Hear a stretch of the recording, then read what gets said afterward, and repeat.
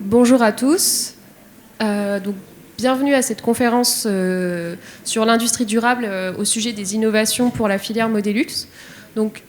Personnellement, je m'appelle donc Claire Peduzzi, je suis chargée de partenariat industriel au sein de l'Institut Carnot-Mika et je m'occupe plus particulièrement de la filière Modélux. En quelques mots, avant de laisser la parole à nos trois experts, qu'est-ce que la filière CARA ? Donc, la filière CARA, c'est une alliance de trois instituts Carnot, donc l'Institut Carnot-Mines, l'Institut Carnot-IATEL et l'Institut Carnot-Mika, qui se sont regroupés il y a quelques années maintenant pour s'adresser tout spécifiquement à la filière Modélux, donc pour développer des solutions d'innovation pour la filière Modélux et adapter l'offre de marché à la filière, à cette filière. Donc aujourd'hui, on va spécifiquement vous présenter des innovations liées à l'industrie durable. Pour ce faire, donc, on aura trois intervenants, Lionel Limousi de l'Institut Carnot-Mika, Khaled Medini de l'Institut Carnot-Mines et Yvan Chalamé de l'Institut Carnot-IATEL. Je vais laisser tout de suite la parole à Lionel Limousi, qui est chercheur et aussi directeur de l'Institut Carnot-Mika. Merci Claire, bonjour à tous. Donc comme l'a dit Claire, effectivement... Excusez-moi, vous pouvez prendre un micro ? Ah oui, très bien. Ça sera mieux, voilà. Donc comme l'a précisé Claire, effectivement, ces trois instituts Carnot se sont rassemblés dans le cadre de la filière Modélux, filière CARA, pour proposer une offre construite aux industriels en tout simplement regroupant l'ensemble de leurs expertises et de leurs compétences. Et ce que je vais vous présenter de façon assez globale, je ne voulais pas faire le focus sur une innovation, mais plutôt sur des compétences qu'on a mis à disposition dans le cadre de cette filière pour les entreprises, pour les accompagner dans leurs innovations de demain. Donc, le Carnot-Mika, qui est un Carnot orienté matériaux, fonctionnels, surface, interface et procédés associés, a travaillé essentiellement sur 4 grandes compétences, que sont donc les matériaux fonctionnels, les surfaces, interfaces et procédés associés. Donc, je vous donnerai quelques exemples justement de réalisation. Les matériaux composites biosourcés, sur lesquels nous avons une demande très forte, notamment dans le domaine des emballages pour le luxe. Tout ce qui est la démarche également d'amélioration des pratiques des entreprises dans le cadre effectivement de l'amélioration de la diminution de leur impact environnemental, notamment donc tout ce qui est éco-conception. Et puis quelque chose qui est venu assez récemment sur la conservation des savoir-faire au travers de l'utilisation d'outils tels que la réalité virtuelle.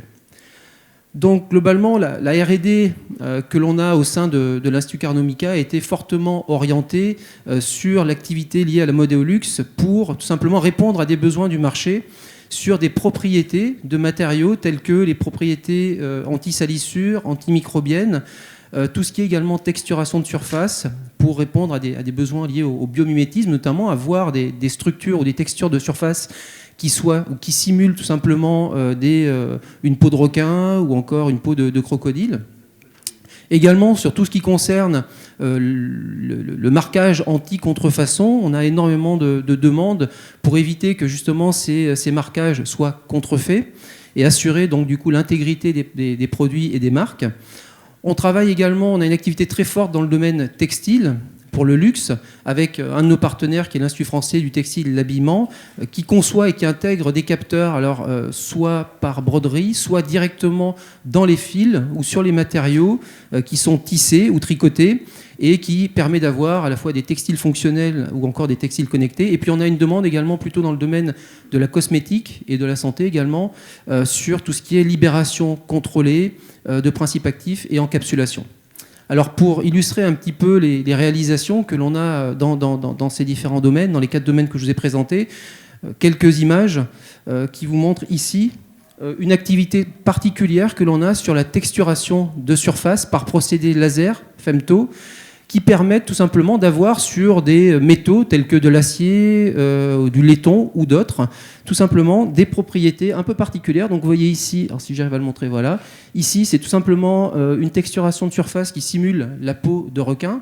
Donc il y a des propriétés particulières en termes d'énergie de surface qui permettent d'avoir des surfaces qui sont non mouillantes, comme vous le voyez ici, alors à une échelle plus grande, mais on voit bien ici une goutte d'eau déposée sur une surface texturée de cette façon-là. On peut simuler également ici une goutte d'eau qui tombe.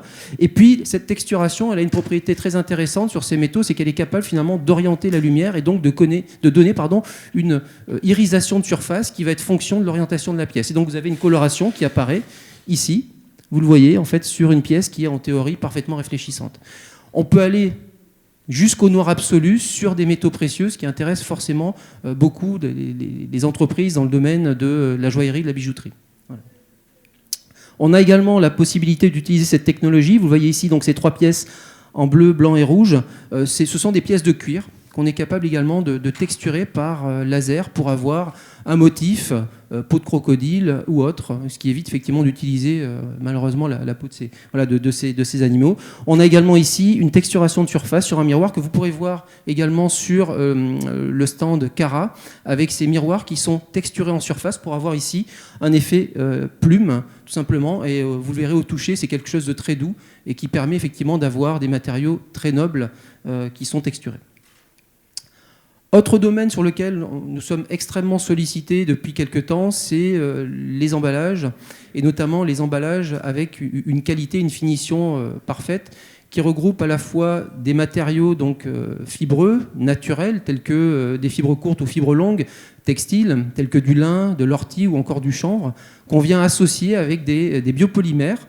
Alors, du PLA, c'est assez connu, mais également tout ce qui concerne également les acides gras polyinsaturés qu'on va retrouver dans les huiles végétales.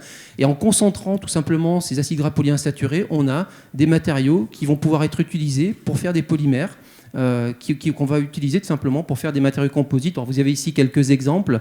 On va aujourd'hui jusqu'à la réalisation de cuirs végétaux qui permettent tout simplement d'éviter, encore une fois, d'avoir à utiliser des peaux de bête. Autre domaine sur lequel nous sommes sollicités et sur lequel nous œuvrons pour les entreprises, c'est tout ce qui concerne l'éco-conception. Donc nous avons une structure qui est experte dans tout ce qui est analyse de cycle de vie des matériaux, bilan carbone, tout ce qui concerne également la monétarisation des impacts pour réduire justement l'empreinte environnementale de l'entreprise dans le cadre de la conception de ces produits, et ce qui permet à l'entreprise également d'avoir un outil d'aide à la décision lorsqu'elle a à choisir un procédé ou une matière première pour la réalisation de ces différentes pièces. Il faut savoir que dans le cadre du plan de relance, il y a tout simplement une aide qui est offerte aux entreprises pour les accompagner dans cette démarche d'éco-conception qui leur permet d'avoir jusqu'à 80% de financement via l'ADEME pour justement la réalisation soit d'un diagnostic environnemental et qui peut aller jusqu'à la prise en charge quasi complète de la partie, on va dire, liée à une analyse de cycle de vie ou un bilan carbone. L'enveloppe dédiée, je crois qu'elle est entre 5 000 et 200 000 euros en fonction de la typologie de l'entreprise. Pour les TPE et les PME, il y a un dispositif particulier qui s'appelle le dispositif tremplin qui peut aller jusqu'à 200 000 euros. Enfin, dernier domaine sur lequel on a développé des outils un peu particuliers, c'est la préservation des savoir-faire. Donc on a une activité également de réalité virtuelle, réalité augmentée, qu'on a un petit peu détournée de son utilisation originelle, à savoir qu'initialement on utilisait finalement cette technologie holographique pour détecter des défauts sur des pièces transparentes, réfléchissantes, de petites ou de très grandes surfaces, telles que un pare-brise de voiture, une rame de train. Et ces technologies, finalement, on les a mis au service d'un besoin qui se fait ressentir dans les industries, notamment de la joaillerie, de la bijouterie, où les savoir-faire sont extrêmement longs à acquérir et où les mains, justement, l'utilisation des mains est très importante. Donc on a développé des outils tels que, entre guillemets, la réalité virtuelle augmentée, qui permet tout simplement d'aller chercher et de capturer le geste et ensuite de réutiliser au travers de la réalité virtuelle, finalement, ce geste pour former les personnes. Parce que finalement, la transmission de ces savoir-faire est généralement relativement longue. Elle nécessite des périodes de tuilage très importantes et donc a un coût pour l'entreprise qui est extrêmement important.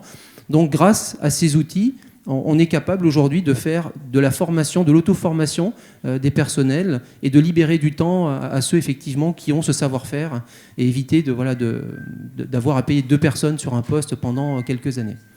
Voilà ce qui est fait globalement dans le cadre de notre activité. Merci beaucoup Lionel pour cette présentation.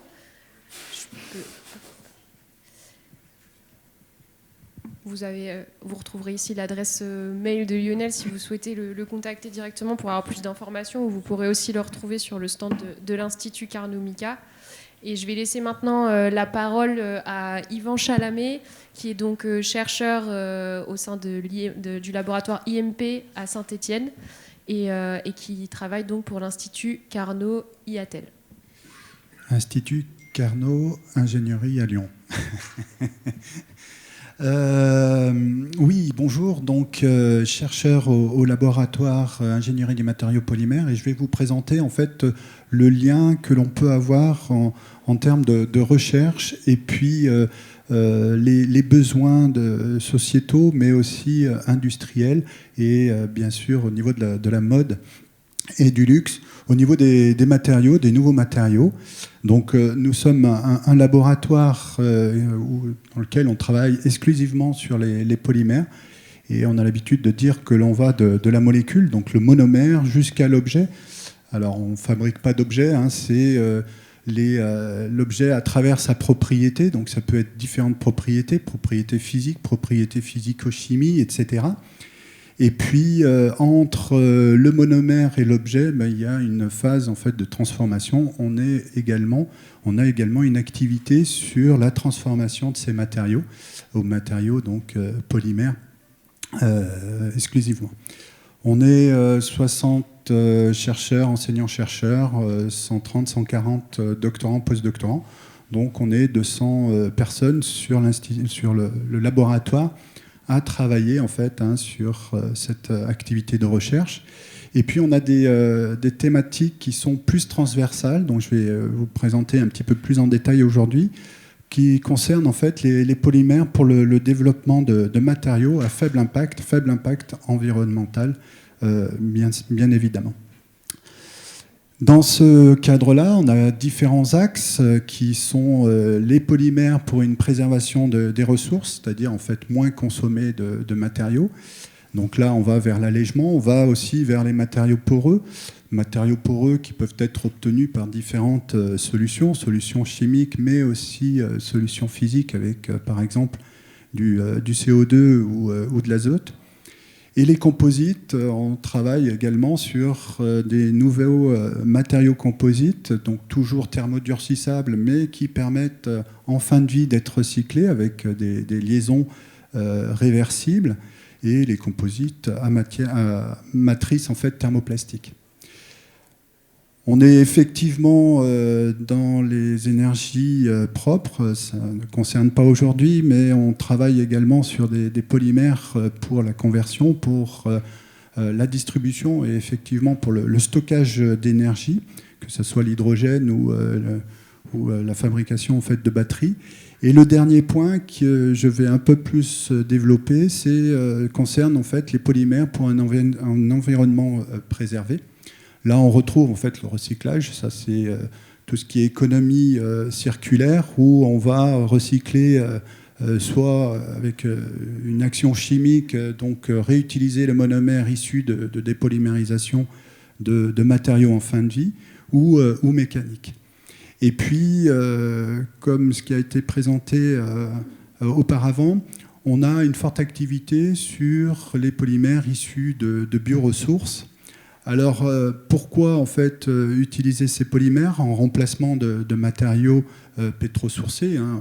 On a parlé tout à l'heure d'emballage, par exemple, qu'on peut utiliser des polymères pétrosourcés. Nous, on va vers des matériaux biosourcés comme les amidons, comme les algues, par exemple, où là, on va utiliser également des additifs, des adjuvants qui vont être biosourcés, effectivement. On peut également utiliser ces polymères pour leurs propriétés spécifiques. Ça aussi, c'est important, parce que les biopolymères peuvent apporter en fait, des propriétés spécifiques.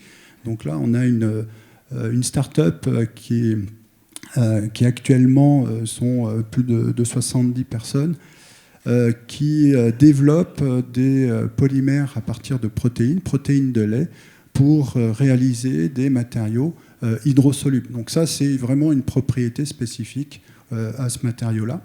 Et puis, autre innovation au sein de notre laboratoire, c'est une alternative Donc utiliser des biopolymères en alternative à des solutions conventionnelles, utiliser en fait des protéines végétales. Donc cette alternative, c'est trouver une alternative à la fabrication conventionnelle du cuir, donc qui est issu en fait de matériaux animaux. Donc là, c'est largement en fait connu et puis validé, bien effectivement. Ça nécessite, la fabrication nécessite de nombreux entrants en quantité relativement importante, que ce soit en fait les composés chimiques, que ce soit de l'eau ou même de l'énergie, effectivement. Et en termes de rendement, on se situe à 20% par rapport à la quantité de matière brute traitée. Donc avec une tonne de peau brute, on arrive à 200 kg de cuir. Et puis surtout, on génère en même temps des déchets solides ou des déchets liquides qu'il va falloir en fait retraiter. D'où l'idée en fait de trouver une solution alternative à cela pour améliorer finalement le rendement et essayer de trouver une solution pour que le matériau et sa fabrication soient en faible impact environnemental. Et là, c'est Fanny Deléage qui a eu en fait cette idée-là et on la développe en fait ensemble au laboratoire avec une start-up qui vient d'être créée, c'est la tannerie végétale. Et donc là, l'objectif, ça va être d'élaborer un matériau souple qui soit issu en fait de protéines végétales. Et cela va, en fait, on va le transformer par un procédé économe en énergie et économe surtout en molécules, en entrants, qui est l'extrusion. Donc là, on travaille sur la formulation, une formulation qui est bien sûr biosourcée et issue du monde végétal. Et on va travailler en fait cette protéine avec ses plastifiants et additifs. On va dénaturer cette protéine dans le process d'extrusion. Et l'objectif, c'est directement en sortie de pouvoir mettre en forme cette matière en produit semi-fini qui peut être des plaques ou des feuilles suivant en fait l'épaisseur. Et là, on va pouvoir jouer en fait sur différents leviers pour avoir des propriétés finales du matériau qui soient adaptables au cahier des charges en fait auquel il est destiné. Donc, on va jouer en fait, par exemple, sur la transition vitreuse pour tout ce qui est mobilité, tout ce qui est élasticité du matériau. Et puis surtout, ce que l'on cherche à faire, c'est que ce matériau-là soit recyclable pour pouvoir, en fait, dans un deuxième temps, en fin de vie, cette fin de vie est contrôlée, parce que l'objectif, c'est aussi d'avoir une certaine durabilité au niveau du matériau, mais en fin de vie, de pouvoir, en fait, revenir sur un matériau qui puisse être de nouveau transformé. Donc pour l'instant, c'est une start-up qui est en maturation au niveau du laboratoire, qui est en lien avec la SAT de Lyon, Pulsalis, et on arrive en fait déjà à respecter un certain nombre de points au niveau du cahier des charges. Le cahier des charges du cuir est quand même relativement exigeant, donc il faut arriver en fait à se mettre à ce niveau-là. Et l'intérêt, c'est que l'on est beaucoup plus versatile en termes d'épaisseur, en termes de propriété, suivant en fait les additifs et le process en fait qu'on a appliqué. Donc voilà en fait très rapidement ce qu'un laboratoire de recherche académique peut faire en lien avec une industrie particulière qui est celle du luxe et de la mode. Voilà. Merci beaucoup Yvan pour cette présentation. Je vous laisse juste passer la diapositive. Donc oui, c'est pas de souci. Vous pouvez retrouver du coup les coordonnées d'Yvan si besoin sur cette diapositive. Et donc on va laisser la parole maintenant à Khaled Medini, qui est donc chercheur aux mines de Saint-Étienne et donc qui intègre l'Institut Carnot Mines. Merci. Aujourd'hui, je vais vous parler de l'agilité, donc la durabilité, comment on arrive à renforcer un peu les synergies entre les deux. Donc c'est une présentation un peu plus gestion industrielle que procédés et matériaux. Donc je m'appelle Khaled Medini, donc je suis maître de conférence HDR à Mines Saint-Étienne. Donc je fais partie du centre Fayol, l'un des 5 centres de recherche et d'enseignement de Mines Saint-Étienne. En termes d'activité de recherche, je suis rattaché au laboratoire donc LIMOS, donc une unité mixte de recherche. Voilà, en termes de domaine d'intérêt, c'est la gestion industrielle, gestion de projet. On a travaillé dans le passé ou aujourd'hui sur des sujets tels que les systèmes produits-services, la personnalisation de masse des produits. Mais on va dire que c'est le domaine de la gestion industrielle de manière plus globale. Et on s'intéresse bien évidemment à la durabilité et la personnalisation. C'est le point d'entrée par rapport à tout ce qui est mode et luxe. Alors, ça ne sera pas lent, cette introduction sur les concepts, l'explication des concepts, mais en fait, comme le sujet principal, c'est l'agilité, donc on va commencer par donc la personnalisation de masse, qui est, on va dire, l'ère qui a suivi la production de masse, donc qui, on va dire, un des points de départ du concept de l'agilité. Donc ce qui est la personnalisation de masse, en fait, en gros, il s'agit d'essayer de répondre aux demandes individuelles des clients avec une efficacité qui est proche de celle de la production de masse. Donc en gros, l'idée, c'est de se baser sur un certain nombre de compétences, donc qui sont essentiellement le développement d'un espace de solution, donc en partant des préférences des clients, c'est-à-dire définir un peu ce qu'on peut mettre dans notre offre, donc l'espace du possible pour l'entreprise. Donc ça passe par l'analyse par exemple l'analyse des préférences des clients, appliquer des méthodes de qualité, etc. Donc pour essayer de comprendre en fait quels sont les produits prioritaires qu'on doit intégrer dans notre portefeuille et qui permettent de satisfaire les attentes des clients. Le deuxième point important, c'est l'accompagnement au choix du client, donc ce qu'on appelle en anglais le choice navigation. Donc c'est basé essentiellement sur des outils comme par exemple les configurateurs de produits. Donc ça permet à faciliter le choix pour le client final. Et puis en parallèle, ce qu'on appelle le Robust Process Design, en fait, ici, il s'agit de concevoir le système de production de manière à être robuste, c'est-à-dire essayer d'absorber la variabilité en termes de quantité et de qualité, donc au niveau de la demande. Et donc, c'est en mettant en œuvre les 3 compétences qu'on arrive à faire un peu de personnalisation de produits, et notamment la personnalisation de masse. Donc là, c'est une situation qui est, on va dire, relativement similaire à tout ce qui est lean, où là, tout est stable, donc on arrive à tout stabiliser. On n'intègre pas forcément la dimension changement, et c'est pour ça qu'on parle plutôt d'agilité, donc qui est, on va dire, le successeur de la personnalisation de masse, même si on en parle depuis un moment, où on intègre, en plus de l'orientation client, on intègre la dimension changement, c'est-à-dire la capacité à détecter les changements et la capacité à répondre à ces changements, donc au niveau de l'entreprise. Donc, je vais passer en revue, alors, juste 2 projets, mais de manière très rapide pour illustrer un peu le concept d'essayer de travailler sur les synergies entre agilité et durabilité.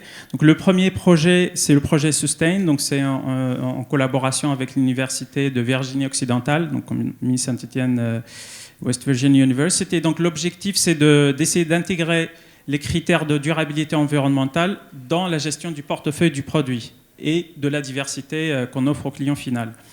Un autre objectif, donc, c'est d'essayer d'apporter un éclairage sur l'impact environnemental de nos décisions pendant la phase de montée en puissance, ou ce qu'on appelle en anglais, c'est le ramp-up.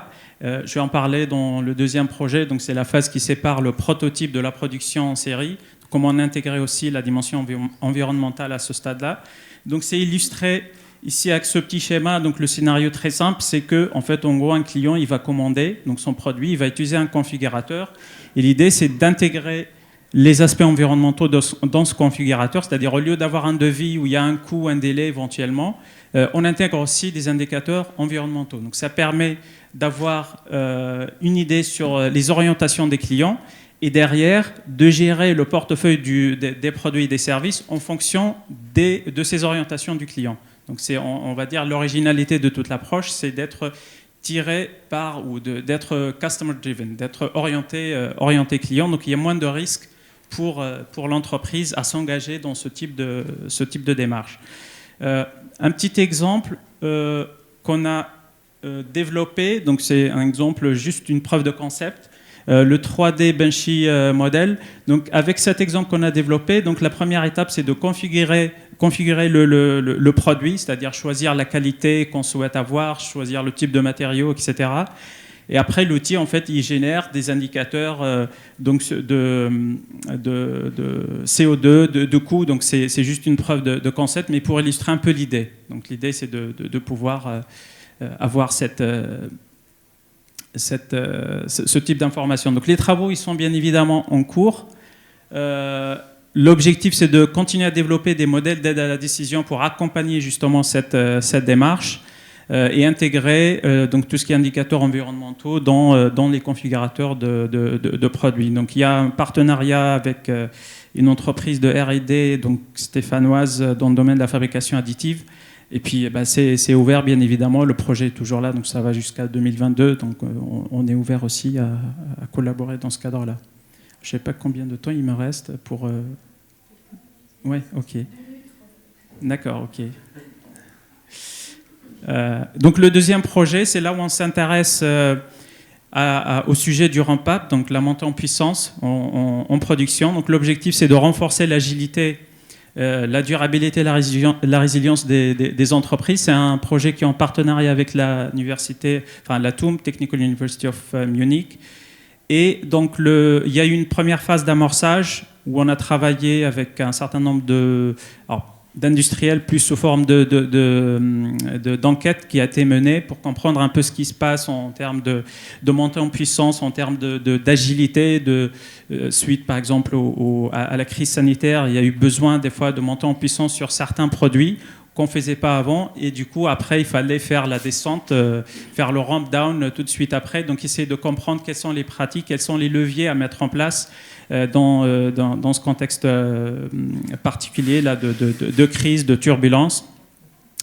Et donc ce qu'on illustre ici, c'est juste des travaux qui ont été menés dans ce cadre-là, avec de la simulation. Donc c'est de la simulation un peu multi-agent, donc des systèmes multi-agents, pour comparer différentes stratégies de montée en puissance. Si on a par exemple une diversité de produits, différents niveaux de complexité, par quel produit on va commencer cette montée en puissance, et puis comment on planifie cette montée en puissance progressive. Donc, il y a une thèse de doctorat que je dirige avec une collègue Amine Saint-Etienne sur le sujet du ramp-up. Donc elle a déjà démarré cette année.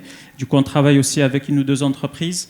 Un des objectifs de ce qu'on fait en ce moment, c'est un guide sur lequel on a commencé à travailler des meilleures pratiques en lien avec le ramp-up, mais l'agilité également. Et donc la collaboration principale aujourd'hui dans le cadre de ce projet, c'est avec une PME, là encore stéphanoise, dans le domaine de l'assemblage de vélos.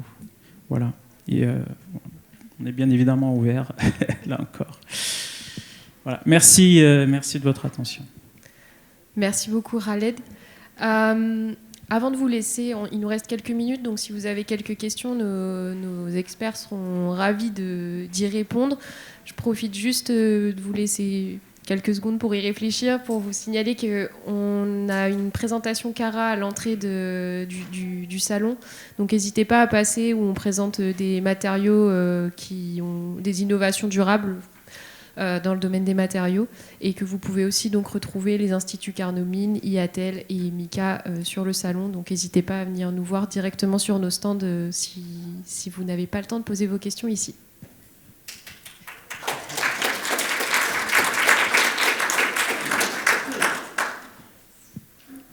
Est-ce qu'il y a des questions parmi... Oui, alors, il y a le micro arrive.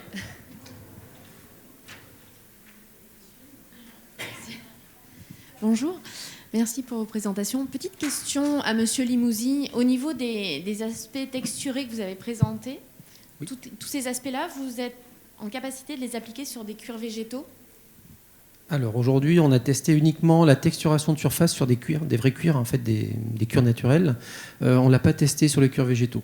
La bonne et simple raison, c'est que les cuirs végétaux, aujourd'hui, on les développe avec une entreprise donc, qui est située dans l'est de la France. Et on n'a pas totalement, on va dire, finalisé, on va dire, le développement de ces pièces-là, sachant qu'on travaille sur différentes natures de polymères biosourcés pour venir imprégner finalement un textile biosourcé également. Et tant qu'on n'a pas fait ces derniers développements, qu'on n'est pas sur des propriétés de toucher, par exemple, qui sont tout à fait adaptées et qui répondent parfaitement au cahier des charges de l'entreprise. On ne va pas aller texturer ces surfaces-là pour l'instant. Mais c'est tout à fait envisageable parce que cette texturation, on l'a aussi faite sur des matières polymères, alors pétro-sourcées, encore une fois, pas sur du biosourcé. Mais ce sera envisageable, effectivement, une fois qu'on aura définitivement obtenu le matériau de référence pour cette entreprise. D'accord, merci.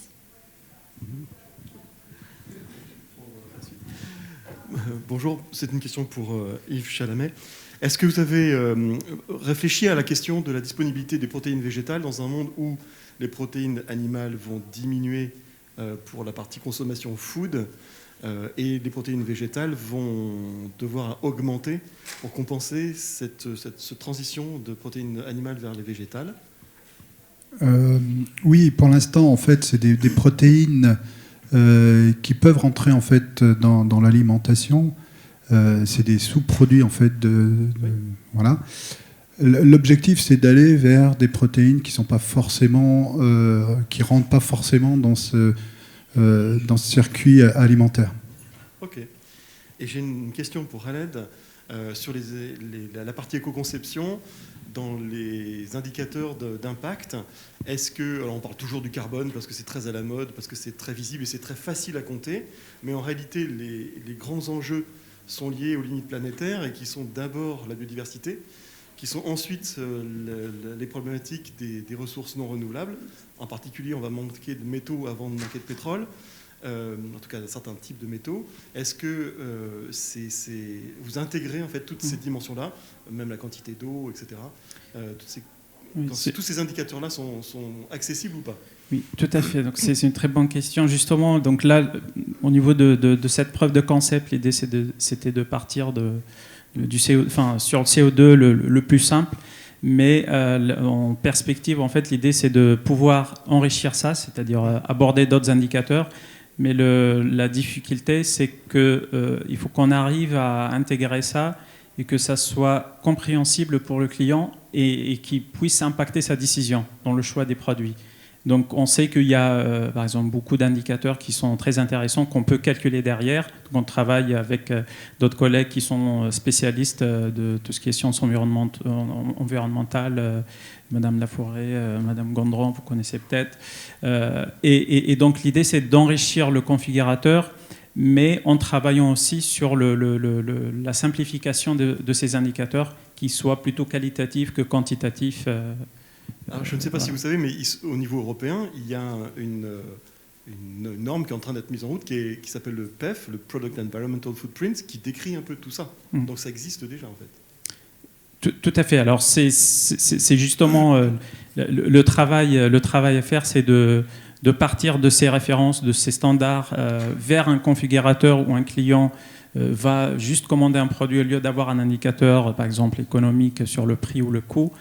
Il va avoir un certain nombre d'autres indicateurs. Donc l'idée, c'est de pouvoir intégrer ça, mais encore une fois, de manière assez simple pour pas qu'il soit perdu. Voilà. Merci. Je crois qu'on avait une dernière question. Juste une précision concernant les pièces texturées. Si vous le souhaitez, sur le stand du Carnot Mica, toutes les pièces que je vous ai montrées, elles sont disponibles. Vous pouvez les voir. Je n'ai pas parlé également de tout ce qui est marquage intramatière pour l'anti-contrefaçon. Il y avait une photo sur laquelle vous aviez un verre en cristal. On fait du marquage intramatière. C'est-à-dire qu'on n'a plus la gravure en surface, mais bien à l'intérieur de la matière, ce qui fait que le verre reste parfaitement lisse et le marquage ne peut pas être contrefait. Voilà. Donc ça, ils sont disponibles sur notre stand. Oui. Merci. Sur le marquage, vous êtes en capacité de le faire, par exemple, pour les dispositifs médicaux implantables, etc. Vous travaillez sur ces... Oui, tout à fait. On travaille également sur on a une activité très forte dans ce domaine-là. On a un de nos membres dont 80% de l'activité est sur les DMI, effectivement. Et on fait également de la texturation de surface pour effectivement assurer l'adhésion notamment des cellules sur ces matériaux. Et on a également une start-up qui est juste à côté de notre stand qui, elle, travaille sur du traitement de surface. Alors, elle a développé un produit 100% naturel qui permet d'éviter justement les infections post-opératoires avec des solutions antivirales et antibactériennes. Donc voilà. Merci. On arrive à la fin de notre timing. Je vous remercie à tous d'être venus à cette conférence et je vous souhaite une bonne continuation de salle.